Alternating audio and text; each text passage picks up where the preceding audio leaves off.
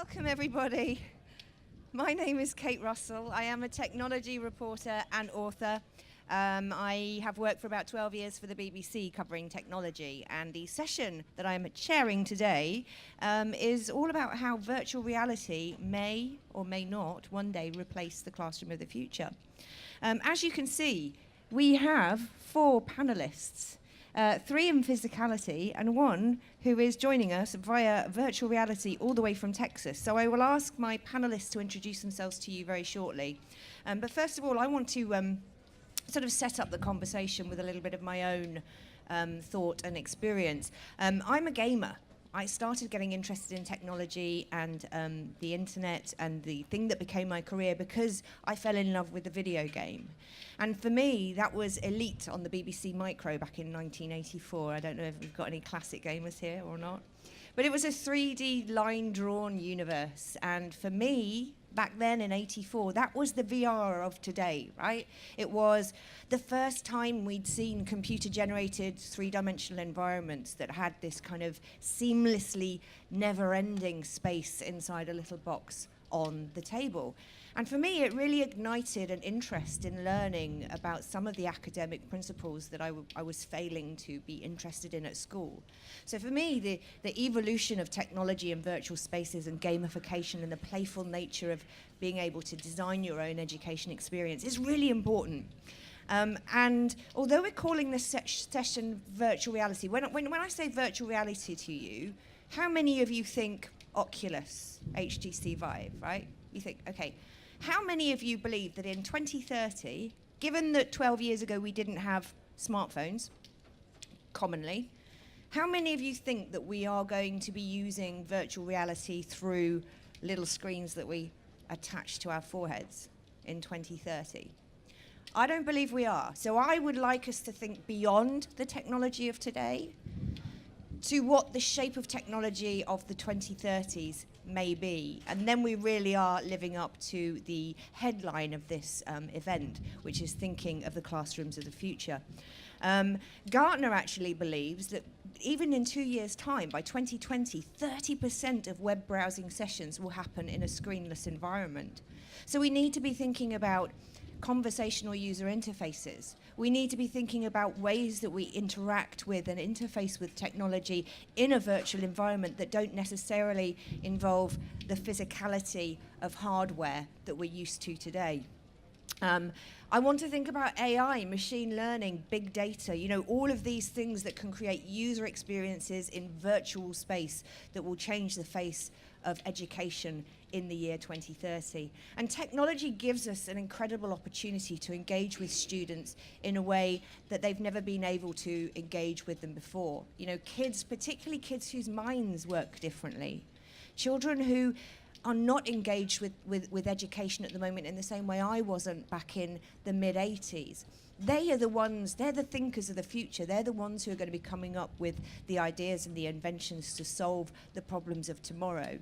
So for me, I think it's really important that we do engage with these children, and I think virtual environments give us the perfect opportunity to do that. So enough of me. I would like to begin with, now our technology has failed us a little bit in terms of getting sound to Jackie. So I'm speaking to her on my phone, whether she's going to speak to us through the virtual environment. Jackie, perhaps you could start by telling our audience who you are, what sort of frames you within the context of the debate, and also tell me what you think virtual reality will mean in 2030. All right, great. Well, welcome everyone. I'm Jackie Bailey. I'm an assistant professor at the University of Texas at Austin, and I'm a researcher that focuses on the psychological and social experiences of virtual reality. And I currently take a developmental lens of the experiences with the technology and how that intersects with how people experience the content. And so I think in the next several years, virtual reality as we know it now will be something we don't even know what it will be in the future. It's something where we'll see this blurring between the lines of reality and more of a virtual digital technology, and what that really means as the technology becomes more affordable, becomes more lightweight. It becomes more seamless to intersect it with the physical world. And so, right now I'm using these words called physical world and virtual world, and we're going to see more of a blend there and how we're going to describe what's real and what's not real. I think even we think about in our current times, virtual spaces like social networking. What does a friend mean in the physical world versus these virtual platforms? And I think we'll have more of a discussion about that, and we'll need to think about what does that mean for human development. What does it mean for children? What does it mean for teenagers and older adults and so forth? Thank you very much, Jackie. Okay, so next to me now I have Elise Ogle. Those of you who've been exploring the Future Zone here will already know her. She's been manning one of the stands over there at the Virtual Human Interaction Lab. So Elise, please tell people a little bit more about yourself. Hi, everyone. So I come from a research background. I work in a lab at Stanford University that studies the psychological and behavioral effects of virtual reality, and actually worked with Jackie for a number of years when she was at Stanford, but I'm never in this way. Yeah. So I come at this topic, this debate, so to speak, from the research aspect as we study VR content, and I also have a hand in creating that VR content as well. So we learn how to tell stories to change the way people think or the way that they act in the real world, and compare how people interact with virtual reality technology to how people react and interact with traditional media, so like television or even print media. And the future of VR, I think it's going to be, like Jackie was saying, more ubiquitous. Like, we're trying to hide the fact that, like, you've got a thing strapped to your face. I think that's going to go away. But I don't necessarily think that it should be ubiquitous. I think that VR, especially as it is now, is best used for small, kind of like supplemental experiences that aren't designed to replace face-to-face communication or real-life experiences, but are supposed to be used to augment what you can do physically or due to how much money you have or your location.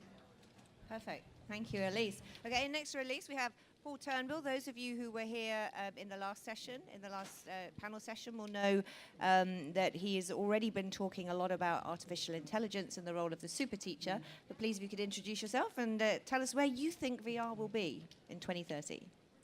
So, hi everybody, I'm Paul Turnbull. I'm the president of Mid-Pacific Institute, which is a preschool through 12th grade independent school in Honolulu, Hawaii. I'm here in particular because we have an immersive technology program that covers content consumption, but also content creation for virtual reality. So that means that we have middle school and high school students who are using 360-degree video for virtual reality, animation and game design for virtual reality, and students at the high end who are using industry-grade LiDAR, 3D scanning for cultural preservation and museum studies. And all of those things together create this really rich environment for digital storytelling. So the future of an immersive environment, whether we call it virtual reality or extended reality, I think ultimately the future would be how it could be leveraged to bring individuals together so that we can increase the amount of discourse around content and really cultural understanding. So imagine a place where perhaps it's the hardware we can talk about, if it's a larger thing on our face or a piece of, some glasses or a contact lens. But ultimately the idea would be opening up, if we're all in this room together and we're used to only having information given to us in a K-12 contextual environment, what if we could open up a number of different doors and students could find out a cultural context in combination with interpersonal skills and academic content. So we can have a conversation between 12 individuals from Dubai and China and Honolulu and Canada and Australia, because those individuals found themselves in a place where they could share their ideas and they could work collaboratively together. I think that's ultimately where the virtual environment would go. Perfect, thank you. And next to Paul, some of you may recognize Glenn Lee from the huge wall of faces up in the main hall. He is one of our top 10 finalists for this year's Global Teachers Prize. So welcome to you. Yeah, exactly, right? Congratulations. Fingers crossed for tonight. There's a man sitting there sweating it about tonight, but Well- tell us about yourself. Well, I'm not even thinking about that, but anyway, so I'm just I'm a teacher and who's passionate about technology, robotics, STEM, and I'm actually very, I think like most people here, just you hear about virtual reality. I've tried on those Samsung glasses. I did those things. I play video games too, but as far as how you incorporate it in the classroom environment and enhance teaching, I think from my perspective, who's not an expert in that, I think it's a thing that's going to happen. And because the problem that I have with our program is I have a lot to share. We've developed a lot of great techniques in how we get students engaged in programming, STEM, technology, control systems. But the problem I have, like even here at this conference, is that I have a lot of people here from other countries like Nigeria, Kenya. They're just trying to get power for their schools, and how can they make robotics a rich program similar to what we experience and what we've been able to develop. So I think this provides a venue for us to share more than just a video or a PowerPoint or just speaking one-on-one at a conference. How can they go back and how can we make this real for them? So I think a virtual classroom environment as well as virtual reality will provide that experience so that someone from somewhere else can see and experience what our students are experiencing, and they can collaborate that way. And I think that's very powerful in the future. Yeah, great, thank you. So I want to come to you first, Jackie, with the next question. You are obviously standing inside a virtual environment. It's an environment that you have created. There you are, nodding away to me as well. It's an environment that you have created for this session. How do you see virtual space environments being used in the classroom? And, is there a genuine benefit for it, or is it just going to be a bit of a novel thing that may capture a bit more interest but won't really add any substance to a lesson? Well, I think it's a little bit as Elise talked about before. I don't necessarily see virtuality replacing education as we know it, but I think it's a way to enhance educational experiences. For example, it could be incorporated more into lessons where there's an aspect of discovery in group projects, for example, where students can investigate virtual environments that are there to support or emphasize specific lessons, such as something with physics or chemistry, and allowing students to not only investigate and hypothesis test within these environments, but they'd be able to potentially interact with it and manipulate it in ways. And I think once the content becomes more in line with what teachers and educators are looking for and allowing it to have flexibility within creating that type of content, I think there's a lot of opportunities to enhance learning, to enhance some of those more softer skills such as collaboration, working closer together, working with others, and kind of thinking about how can we use these as a great opportunity, these virtual environments for something like that. Yeah, absolutely. I mean, we're hearing next door this this sort of experience. I don't know if any of you have done that, but that's what the banging and the clanking and the beeping is about. It's not a reflection on our performance here on stage. But Paul, when we went and did that experience earlier on today, as a teacher, you were very quickly written off in the career dustbin. In the dystopian world of the future that this experience imagines, there is no role for teachers. Do you think virtual spaces, virtual classroom, virtual intelligences will replace the role of the teacher? Could it be possible in 20 years' time? I don't see a replacement of teachers or a replacement of classrooms per se, but it certainly would add to the evolution of the platform. So if a classroom is a space like this, in some cases, could it also be multiple locations at the same time? I mean, we have Jackie right here, and the answer is yes, because now collaboration is a key. And the ability then is for us to have a conversation about the library of content, for example. What kind of content can you pull up in a timely way so that ultimately the lesson becomes a little more adaptive rather than us always being very passive? If you can connect people from multiple places, like I was saying before, and if you can get a place that ultimately allows kids to share their stories and make human connections, that's technology being used for the right purpose. We're not holding technology up as the sole answer of attainment necessarily. And it's ultimately, I think that the best way is just consider that spaces are only as relevant as the discussion needs them to be. And this is just a good example. Yeah, absolutely. I mean, Elise, you've got several demonstrations over there, and one of them is a virtual operation. Like, is that one of yours? Well, one of the demonstrations over there is a virtual operation. Do you think? I mean, especially when you're trying to teach perhaps subjects which are dangerous for the patient to be learnt on, but also, perhaps even teaching people how to operate in dangerous environments. Do you think that there is a real role for virtual reality in that process? And are we at a stage yet where that can be of real practical use to us? So I think that I talked in a panel earlier where I said VR is really good for things that are dangerous to do in the real world, impossible, counterproductive, or expensive. Those are it's not like all inclusive, but generally if it falls under those guidelines, like maybe VR would be good for it. I think that we've found from our studies, VR is really good for training, and that there is an application there. So you can use VR to train decision making. We ran a study with the Stanford football team, American football team, where we trained quarterbacks. We would film plays, and the quarterbacks would then put a headset on 20 minutes a day and look at what the defense was doing and decide if they're going to continue with the play that was called in the huddle, move to the next play, or kill the play. And what we found is that, like, over the course of a season, the quarterbacks improved their decision-making and accuracy. They can make quicker and more accurate decisions.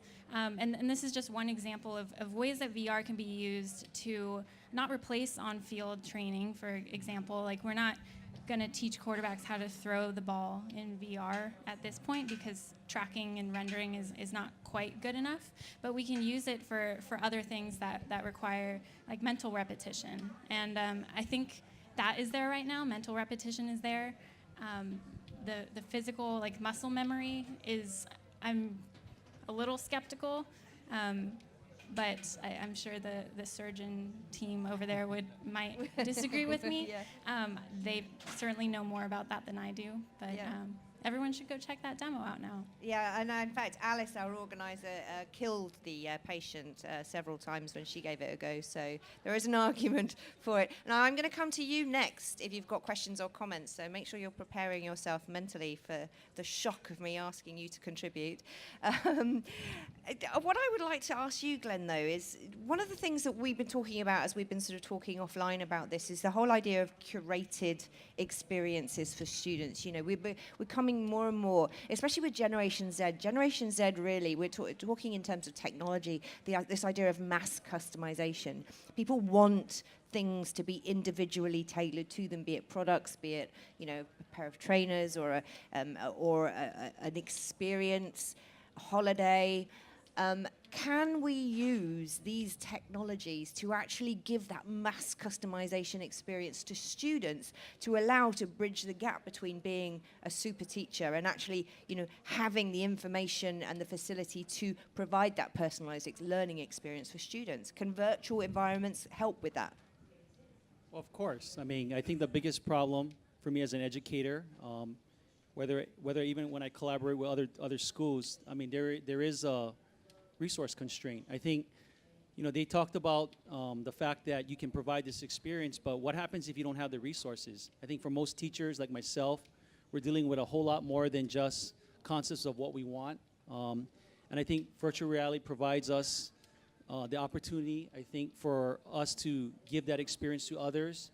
You can differentiate it. I think he mentioned earlier about the whole cultural aspect. A simple video or talking about it or doing a presentation cannot capture, so for example, when I have students that go on, we do a lot of traveling to various different places and tournaments. And I have about 50 students in my program. The problem that I have is we can't take all 50 people on every single trip. And so we have, depending on what the students' roles are in our program, we might bring groups of 20 or 30 or even as low as 10. So how do we bring that experience for everyone if only 10 people can afford to go on the trip? And that's the reality for us as teachers. And I believe that if we can somehow use virtual reality as a way for us to enhance what we're doing, then we can provide that real life experience for someone who didn't get a chance to go. Because sometimes that's the difference between just doing a presentation and me talking to you versus them experience it. that might be the difference in getting them inspired to say, hey, you know what, I want to do more. I want to go into those fields. And to me, that's important. I mean, this is all great. Sorry, I'm speaking from my teacher perspective, but if we cannot provide that experience the way that we see it, the way we experience it firsthand, then we're doing a disservice to our kids and not inspiring them the way that we can. And I believe virtual reality does bridge that gap. Paul. So there's, at my school, we have about 500 students a year. There's 1,500 students in my school. About 500 of those students per year are engaged with virtual reality in some way or another. And what we've discovered is that the experiences, and building on what Glenn just said, boil down to three categories. One is consumption, and a lot of consumption right now is in the form of virtual field trips and simulations like Elise was talking about. There's creation, so content creation, kids who are in 360 video or game design or animation like I'd mentioned. But then the third one that I think is really lacking but has the most potential is what we just simply refer to as share. The ability to reach out in a way that brings history to life. So to give you an example, I sit on the board of the Bishop Museum, which is the state's museum in Hawaii. There are 22,000 people, students in particular, who could get on a bus and go to the museum to discover one particular element of Hawaiian history. But there are 250,000 students in the state of Hawaii, spread across multiple islands. If virtual reality could not only allow students to create content, so digital storytelling, based on history that is important to them, so now students become the architects of their own learning, and then it's put into a virtual environment that allows geographical boundaries to melt away. That's a uniquely powerful tool that up until now we haven't had. I mean, we're still working on it. Clearly, it's not there, but it's in the nascent stages. So if we could do that across islands in a small state in the middle of the Pacific, you can clearly do that from the University of Texas to Dubai to Honolulu to anywhere else. A lot That's of the power. games are now beginning. I mean, Assassin's Creed is a very popular game that centers around exploration. You know, it's obviously violent and there's first-person shooter element to it, but it centers around exploring the ancient ruins of Egypt. And they are this year releasing an education version of the game where they've taken out all of the gameplay, and you can, in virtual reality, go around this faithfully recreated Egyptian dig sites. So we're already beginning to see. You're itching to get in on this, yes? I play that. You love Assassin's Creed. Well, this is it, but this is the way we engage with kids. You know, I engage with education because I got into a computer game, and I really was quite the delinquent at the time before that. Anybody got anything that they want to add from the audience? I'm just going to sort of do a quick scan. I will occasionally scan. You were just scratching your forehead, weren't you? Yeah, okay. Yes, we got a couple of people who would like to contribute. I have a question. Is that okay? Yes, absolutely. So I guess, hi, I'm Noha. What I'm wondering is looking at, you were talking about content creation and bridging, cultural connections between students in different parts of the world. I guess what I'm wondering is looking at previous tech integration into the classroom, whether it's, iPads or just the internet or other things that we've already brought into the classroom. Those are things that could potentially also allow for some of the things that you're talking about, but just in different ways. So my question is, what have we kind of learned from what we've been attempting to do already? And how has either the success or the failure of, previous technology integration into the classroom, how does that kind of help us predict what may or may not happen with what you're talking about with virtual reality in the classroom? So, or how is it going to be different or similar? Did you hear that, Jackie? Do you want to? Does anybody else want to? Jackie, do shout up if you want. We'll all shut up if we hear you talk, by the way. I couldn't quite hear the question. Okay, well let's let what some of the others answer, and I'll come back to you on it. I have another question for you in a minute, Jackie. So Okay. I can speak to the question, like why VR? Like why would we change, add a new technology that's like kind of scary and like you've got to put something on your face. In our lab, we really look at the difference between different types of media. And we find that virtual reality has such a great effect on people's attitudes and behaviors because of this sense of immersion, and it's called psychological presence. For anyone who's tried the VR experiences here, where you put the headset on, you feel like you're actually there. If you've tried becoming homeless, there's a part where a man gets close to you without you looking at him. So when you look at him, he's like right there. And people flinch, they scream. So if you've heard screams, it might be from that booth. I'm sorry if I did that to you. It's really something that I can explain to you. I could tell you how you can feel present in a virtual environment, but you really have to try it and like see it to believe it. You feel like you're actually there. And because it feels more like a real life experience than other types of media, it has a greater impact on you. And that's really what we found through all of our studies. We compare a VR experience to traditional media. If we're looking at empathy, we compare a VR experience to traditional perspective taking, which would be like me reading a narration about someone else's life and imagining myself in that situation. We find that VR has a greater impact on your attitudes and behaviors towards others or for others when you get that experience in VR. So I love that question because that is, I mean, if you don't know, and I think that the psychological presence is what brings people to VR and actually can do a lot of good. Jackie, the kind of the essence of the question, if I understood it correctly, is what have we learned about the technology that we have in place at the moment? And Elise sort of talked a little bit about the psychology of using these equipments. And I remember going to Stanford University to see your team a couple of years ago, and we talked about the impact of wearing a hypersexualized body in gaming on VR players. And I know, Jackie, that you've done a lot of research into how children's sort of psychological implications of their development in using these VR environments. Is it good news or is it bad news? Well, I can say it's inconclusive. I don't think we really know, and that's why I'm so passionate and really interested in finding out the answers or starting to really think about how can we start addressing this issue, what ways we can test it. And so I've been examining work with young children and thinking about when you're creating a virtual environment, there's things that we don't necessarily think about with children interacting with media in the way that traditionally, I guess, as we are doing it right now. For example, I'm in this virtual space right now and I'm looking at someone, they're very close to me. So we have to think about that for children at different ages. What does it mean when you're inside the content? You look around, you feel immersed, you feel a high sense of presence there, you feel the other person is there. And I think these are important questions, particularly when we're creating content for kids where they're in these spaces basically alone with someone else that's very close to them, that can create these automatic reactions that we have that we would normally have in the physical world about how close we are, how we make eye contact, what kind of characters, are they gigantic, are they small? And, you know, thinking about what kind of skills that we develop and kids develop over time about how they're able to regulate their emotions and behaviors. When they're young, you're still learning how to develop those behaviors, you're learning how to interact with other people, you're understanding how to understand yourself. And so these are important things to think about when we develop content in this type of platform. Yes, indeed, thank you. I think Al Gore's ride is here, if someone can go and get him. Did we have another question from over here? Somebody else is wanting to contribute or ask? There's a gentleman at the back. If we can get you a microphone. Thank you.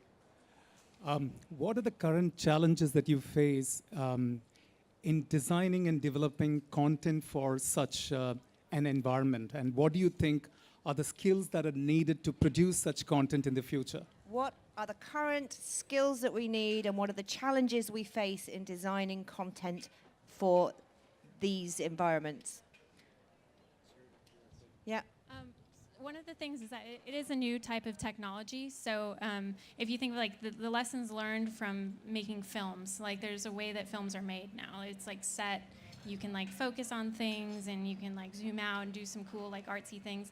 But like when VR first started becoming more mainstream, you see people don't know these lessons. The same lessons that apply to film don't exactly apply to virtual reality because, you know, you could be in an environment and something really important is happening, but it's behind you and you're looking the wrong way. So there's an aspect of storytelling that's changed a lot. You can't just put someone in an environment and not give them any context and just let it happen because they might completely miss what the point was. So I think that the context is super important, the way that the story is told, and also being mindful of the the psychological impact of these experiences for good or for bad. And I think people get really excited about the positive, the pro-social, the pro-environmental aspects.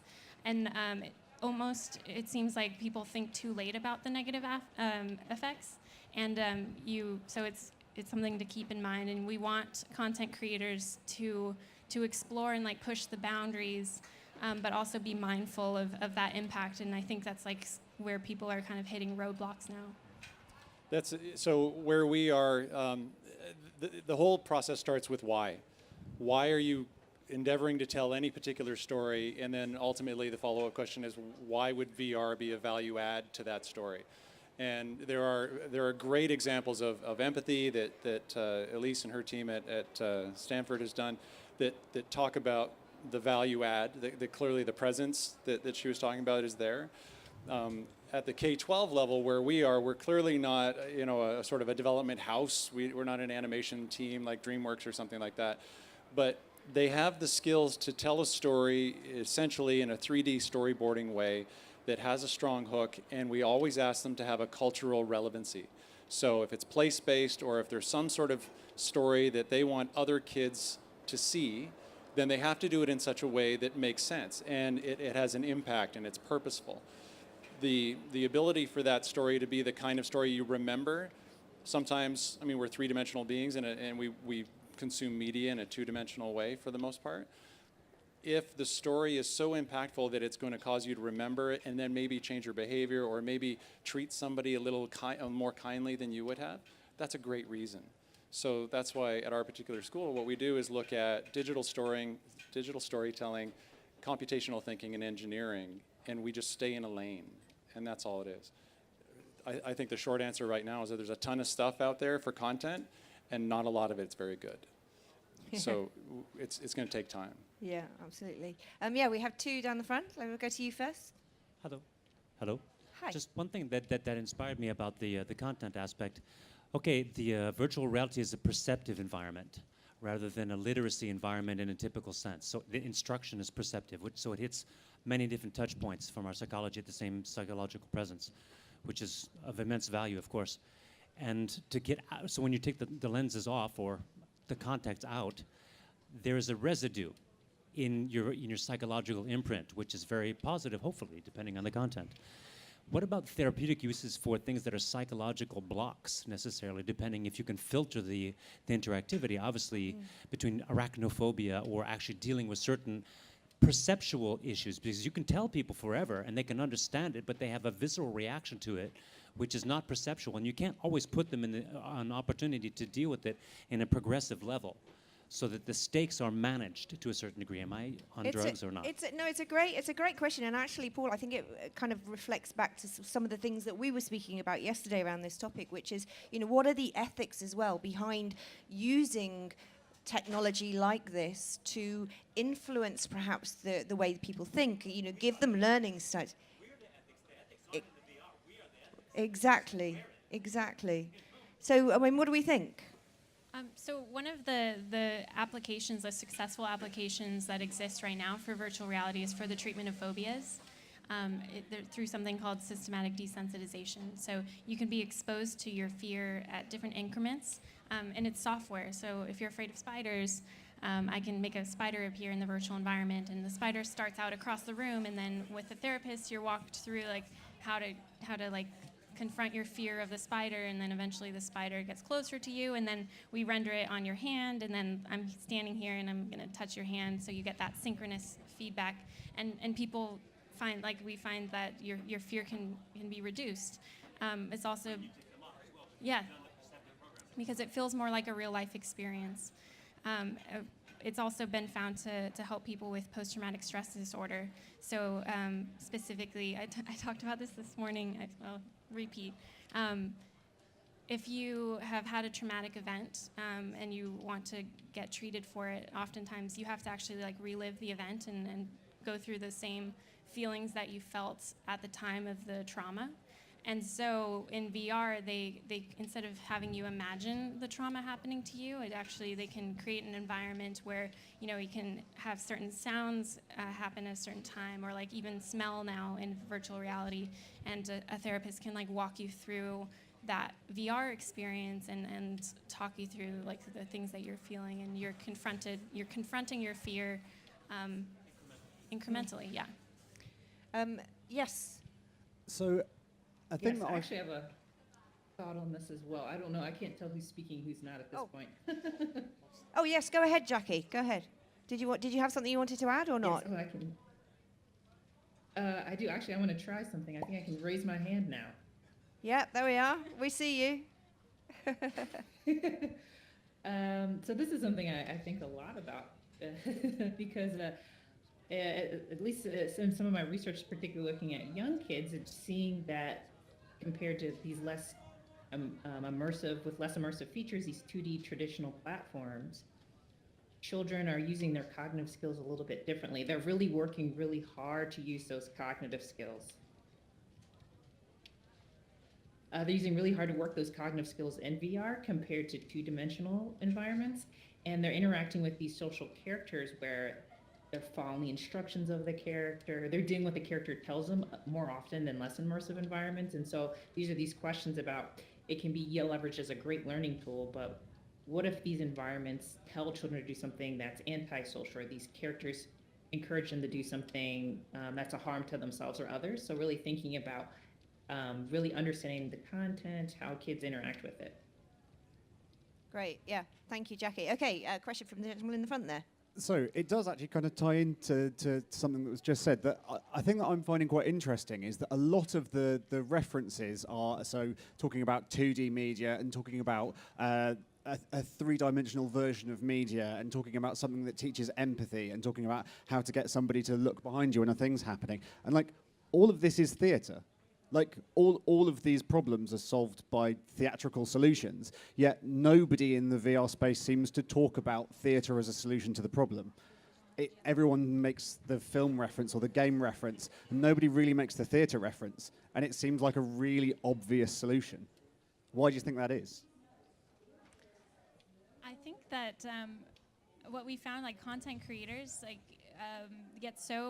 it's really easy to get stuck in like what you know.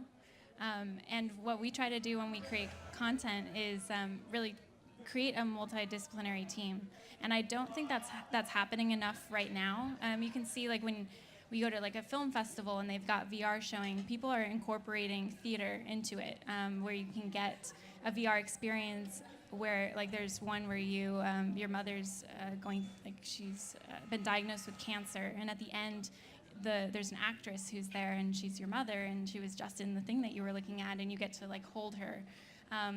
So I think it's starting, like that conversation is starting, but it's really easy, and I say this from personal experience as a content creator, you get stuck in like what you know, and it takes like these conversations to start expanding that and incorporating different viewpoints, and it's so important when you're creating content to have that diversity behind the scenes. It's about engagement, isn't it, Paul? And do you think maybe the world is so busy now in terms of input, visual input for young people, that perhaps we need to think theatrically about engagement in an education setting? Yes, I mean ultimately. So you raise a good point. Engagement is really a very serious conversation actually that needs to happen right now, and not in a stand and deliver kind of way, where teachers, we were sort of taught to be teachers when we're supposed to know everything, and you hypothetically know nothing, and you're this empty vessel, and I'm going to fill you up, and if you're full at the end of the year, clearly I did a good job because you may or may not have remembered everything. In this particular case, we're moving away from that toward a more heart-based place, because with technology and the sort of the numbing effect of so much information and misinformation, we have to be a little more intelligent emotionally. And in the last session that we were in, there was a phrase that was thrown out, moral intelligence as well. Theater teaches those things, and it's definitely about engagement. We're very fortunate at my school because we have a very robust school of the arts as well. And we integrate the arts and creativity and storytelling, and we overlay that now with technology. And the idea is that you shouldn't tell that either one of those are at play. It's just the way you do things. But at the end of the day, it's about human connection. So the story has to be a human connection. We just as educators have to ask that whatever that story is, that it goes beyond the connecting and it goes to applying. How can you take that information and then go help somebody else near you? Even if it's the opposite. Don't screw up. Don't do a bad thing, display some sort of negative behavior. It's all of that. And engagement, unfortunately, in schools is a difficult thing to assess. There is a study, I believe it's an IBM study, that says that the attention span of the average child now is shrinking to as little as 8 seconds. But I would actually refute that. I believe that we now live in a world where there are so many things that they can attach an interest to, that if we test them in the traditional way where we give them this scattergun average student approach, right, you'll create an average experience for a lot of students, as opposed to today's students, the young people, Generation Z, they're used to being able to have this very granular relationship with the world and be very specialist. So I think if you test them across a broad spectrum of inputs, they're going to seem to have a reduced attention span. But if you catch their interest in a specialist area that they connect with, then their expansion, their attention span goes very deep indeed. Now, I don't know, do we have 1 minute left or 11 minutes left? I can't remember if I'm finishing at 4 or 3:45. 5 minutes left. Perfect.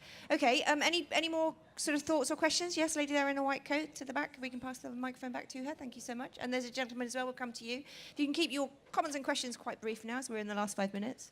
Yeah, I'm not sure if it's a question, but I keep thinking about culture and how human interaction and learning, and you were talking about cross-cultural communication, is very different. The sense of time is very different. A sense of trust is very different. And mediated communication between people of very different cultures, and I work in sub-Saharan Africa a lot, you end up, I think, running into some interesting barriers there, and I wonder how virtual reality can maybe complement cross-cultural communication in a way that feels more real in cultures where you do have to build kind of different levels of trust to have real communication. Absolutely, and maybe even reach different areas where they wouldn't necessarily have access before. Paul, I know that's something that you talk on. So there's a filmmaker, Chris Milk, who has transitioned into virtual reality, and there's a story, and I won't get it exactly right, so just give me artistic license. Generally what he did was take I think it was an 8 or a 12-minute 360-degree video snapshot of a girl in Syria during the worst part of the crisis. And that was then applied, that story was applied to UN delegates. So the difference between reading a 120-page brief about something, right, versus having an 8-minute experience where you are immersed in that individual's place. You realize this is her home, there's a blown out wall, this is the path I have to go to school, I'm a girl, it's not a safe place to go. The psychological presence that occurs and the impact of that story for that behavior definitely has a cultural significance, especially when you're talking about policy. So you can apply that same thing to education, peer-to-peer, when you're talking about increasing understanding from one hemisphere to another, and certainly the way that interpersonal reactions perhaps could be improved. Glenn, do you agree? I mean, do you have any thoughts on the sort of cultural reach, and maybe even bringing robotics in as well, right? Because that gives the possibility for remote learning. So I was looking at it from a different perspective.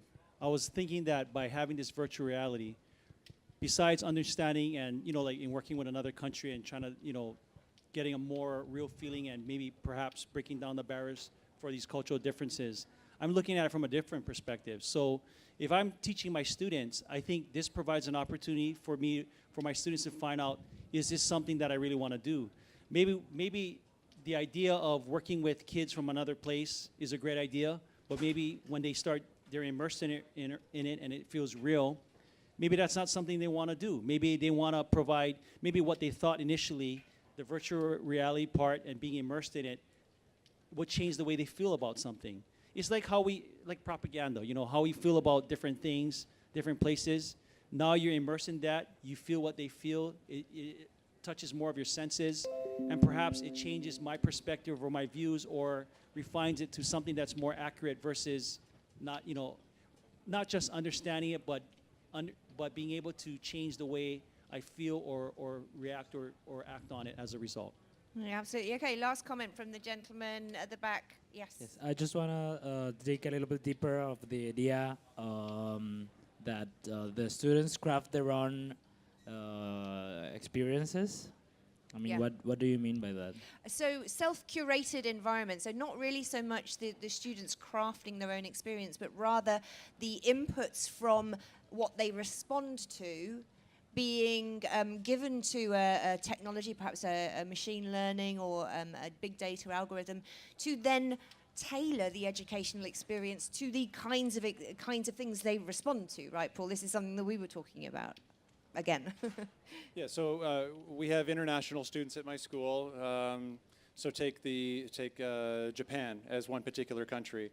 We have students who move back and forth between Mid-Pacific and Hawaii to Japan. It would be perhaps something beneficial for them to understand that, again, to your cultural competency question, here's how I behave in a different country, and here's how I don't behave. But while I'm there, here are some articles of history that are really important. And then as I go, I might be able to actually have some sort of signified appreciative moment where I say, I like this part of history, I want to know more. And then that curated content comes up. And by the time you get there, it's no longer, it's the first time you've been there, but it's not. And you're sort of preheated, so to speak. Perfect. Okay, well, I believe that we are at the end of our time now. Jackie, who's joined us from Texas, getting up this morning at 2:30 a.m., I believe. Give us a wave, Jackie. And also, huge thanks to Glenn Lee, to Elise Ogle, to Paul Turnbull, Jackie Bailey in virtual space. Please join me in thanking our panelists. And thank you for your contributions as well.